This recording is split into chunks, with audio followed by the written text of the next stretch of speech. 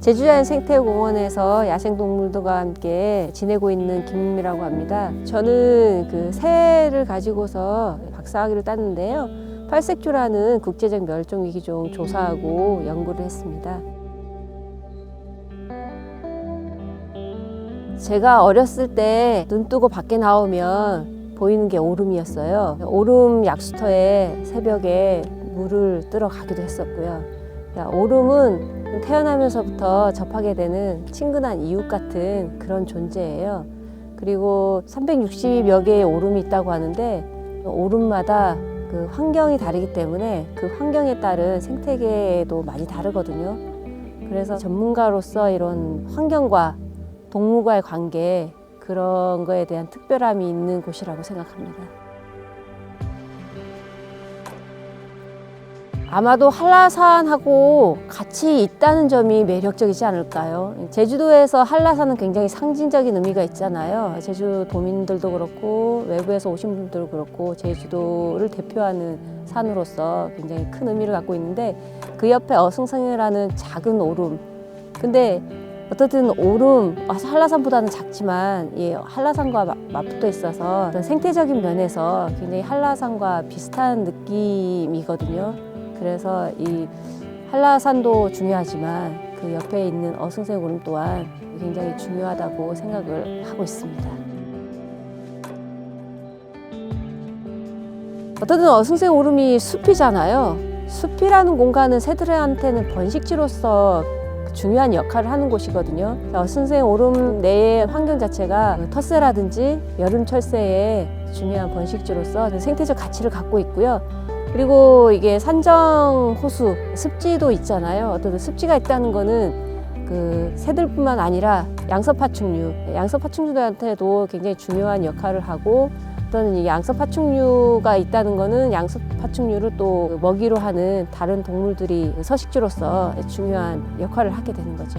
우리가 탐방로를 따라서 올라가다 보면 어승생 오름 자체가 되게 작게 느껴지는데 조사를 하면서 보니까 저기 천왕사 뭐 99곳 이 전체가 다 어승생이에요.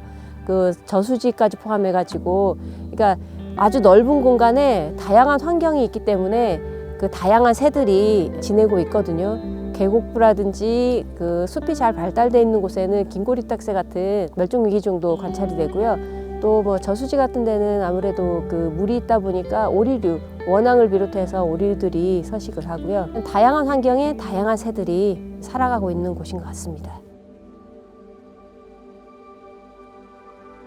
네, 저는 그 동물을 하기 때문에 동물에 대한 그 조사라든지 관찰이라든지 그런 부분에 굉장히 치중해서 어승생 오름을 이렇게 오르거나 보거나 하거든요. 근데 이번 조사 기간에는 동물과 식물과의 관계, 동물과 지질과의 관계, 제 분야는 아니지만 지질과 식물과의 관계, 어떤 이런 전체적인 유기적인 관계라는 걸 오르면서 재미있게 알 수 있었던 굉장히 좋은 기회였던 것 같습니다. 저희가 그 가을에 올라가면서 뭐 마가목 열매라든지 뭐 윷놀이 나무 열매라든지 청미래 덩쿨 열매라든지 보면서 이게 맛은 어떨까, 시지 않을까, 달지 않을까. 근데 어쨌든 새들도 사람처럼 단 거를 좋아하기 때문에 올라가면서 열매가 겨울까지 남아있는 거는 새들이 안 좋아하는 열매예요. 저 나무는 무슨 나무길래 열매가 그대로 남아있을까, 뭐 그런 얘기들. 그리고 뭐 소나무 숲에는 보통 겨울에 진박새들이 월동을 하는데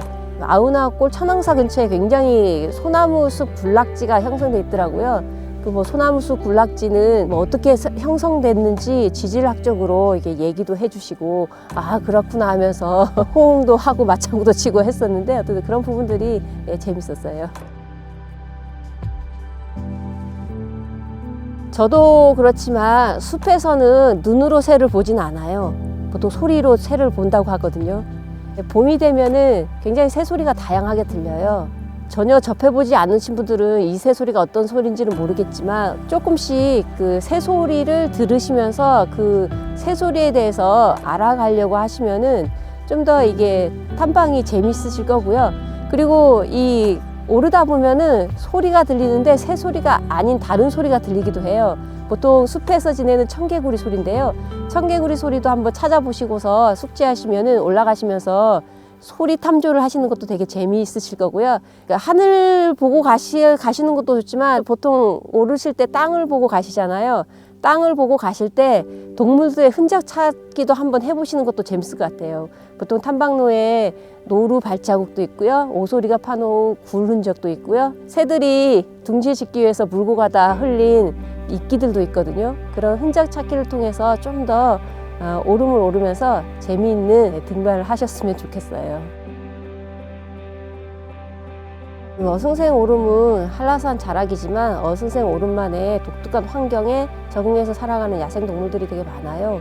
그런 부분들에 대해서 좀 관심을 갖고서 오르시면은 더 재미있을 것 같고요. 그리고 일제감정기에 지어진 진지동굴, 요거는 사람들이 그냥 진지동굴이구나 하고서 지나치는 경우들이 많아요. 근데 그 진지동굴 안에 들어가 보면 가끔 개구리도 보이고요. 그런 동물들이 보이거든요.